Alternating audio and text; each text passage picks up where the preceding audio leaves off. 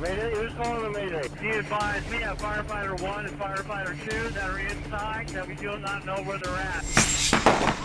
Gunfire after a man fought intensely with San Antonio police. Officer involved, you see it. Copy, officer involved. And I have the shooting team on the way. It started in this middle home, and you can see firefighters are still trying to battle this home here. And right up here, probably the most dramatic pictures that we've been able to see this morning belong here to Marcus Martinez and his wife, Aubrey. This is a house that they were in last night, just before 11 o'clock. From the front window to the back window, this car took a pounding last night. About a foot or so worth of snow here, but it's actually hail. This tanker was consumed in fire, at least the cab of it was. It's a milk tanker. I got an opportunity to try to talk to the driver. As is tradition, fellow officers added a 21-gun salute and a flyover as a grand gesture of gratitude for the most selfless servants among us. We do have smoke showing coming from the roof of a large strip center. May 18th, 9:12 p.m., San Antonio Fire Station 35 is in emergency mode. A strip mall is on fire. The units arrived, found heavy fire. Due to the time of day and it being a gym, they went in and tried to do a search and rescue on the main body of fire. Chief Charles Hood says conditions changed. The fire just grew. Then out of the roaring fire, a scream from one of their own. Mayday, who's calling the Mayday? Two firefighters couldn't be found in the burning building. He advised me at Firefighter 1 and Firefighter 2 that are inside that we do not know where they're at. Suddenly a dramatic rescue. One of the missing had been found.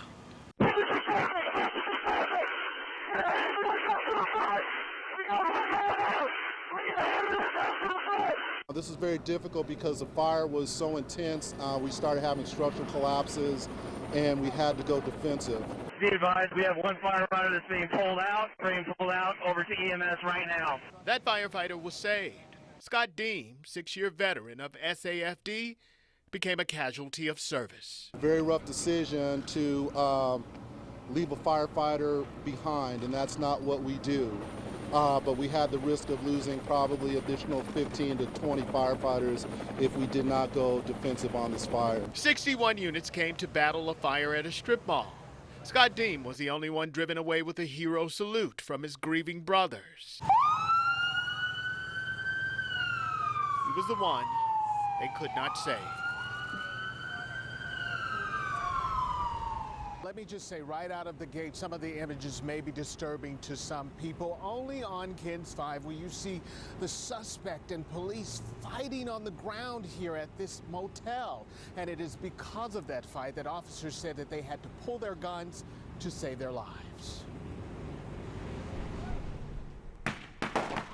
Gunfire after a man fought intensely with San Antonio police. Officer involved, you see it. Copy, officer involved.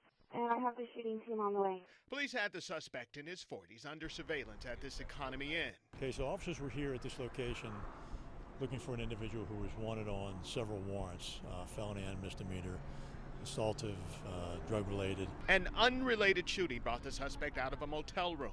Investigators say they tried to take the man in, but he refused. At one point, they attempted to tase him. The taser had no effect on him, had no impact. San Antonio Police Chief William McManus says a police sergeant and an officer found themselves in harm's way. He had the gun in his hand. He ripped the gun from the officer's belt. The two shot the man multiple times. He was rushed from the motel to University Hospital. The man did not survive. Meantime, the sergeant who pulled the trigger is visibly shaken as the shooting team begins their investigation into this officer-involved shooting. Here's what I know about the officers involved in the shooting. One is a police sergeant, been on the force for 23 years. The other, an officer, 10 years, both on administrative duty. It's a matter of routine in these cases. When this investigation is completed, it will be forwarded to the DA's office to consider putting it before a grand jury. Scottish pipes set the tone for a somber ceremony Wednesday at the police academy. Cadets in formation, flags at half-staff, the families carrying yellow roses. In front, the adult children of Detective Benjamin Marconi. We will forever remember our fallen heroes that made the ultimate sacrifice. The names of 58 San Antonio officers etched in stone on a memorial to honor their lives lost in the line of duty since 1857. The most recent addition, Detective Marconi, who died in November when ambushed by a gunman during a traffic stop in front of police headquarters. Detective Benjamin Marconi has been added to the Wall of Honor today, and today we memorialize his valor and place a ribbon onto the memorial flag. In the Bible, the ultimate goal for every person, every community, every nation is peace. Shalom. Archbishop Gustavo Garcia Sierra provided the keynote with a divine definition of peace. It is also clear in the scripture that peace is only attained by justice. As is tradition, fellow officers added a 21-gun salute and a flyover as a grand gesture of gratitude for the most selfless servants among us. Thank you for your service to the community. We need you as a catalyst of the gift of peace. Peace. Peace. Peace. Inside of Lopez Middle School, I didn't want to just write one letter, but as many as I could get my hands on. Life is simple, there's but a 13-year-old who helped write a book on gratitude deserved.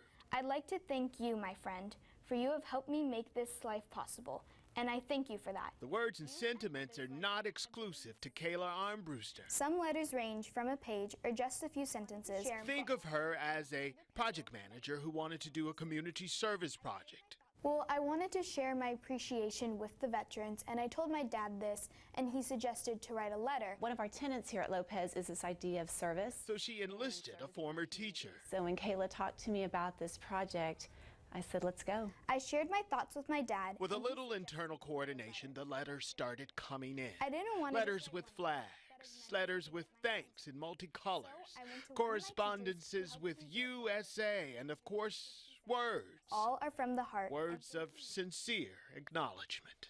The sense of appreciation that each of the letters held was a little awestrucking. Thank you. Suddenly, Kayla's little act of kindness wasn't so small.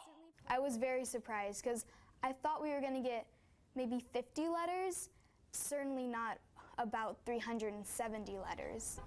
It's an exceedingly special coincidence for a school named after Master Sergeant Jose Mendoza Lopez. He's a Mexican-born United States Army hero who shook hands with Presidents John F. Kennedy and Ronald Reagan. Lopez, you see, was given the Congressional Medal of Honor, the military's highest valor decoration for killing more than 100 Germans in World War II's Battle of the Bulge, single-handedly. Jose Lopez, he's a Medal of Honor winner for really, taking up arms and putting himself out there, sacrificing himself. And so anytime we have students that go above and beyond what they normally would do, it really speaks to the heart. Kayla and the students at Jose Lopez Middle School can see the award representing his courage every day, but there are those who wonder how often other veterans get their due. I honestly don't believe that we tell them enough, and I don't know that we can tell them enough. Dear veteran. That's where the Dear Veteran book comes in.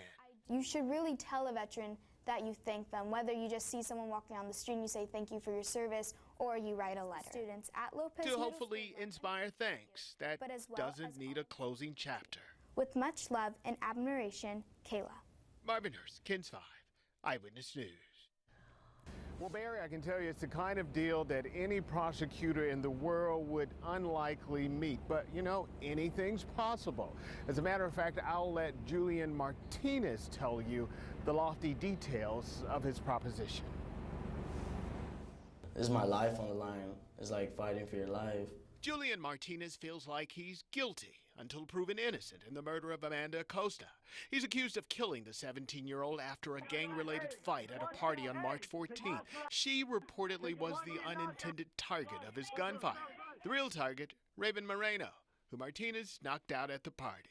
I didn't shoot at them, and even if I were to, it wouldn't be at the car. Like, if I was going towards Raven, I would have made sure to get him right then and there. Why not?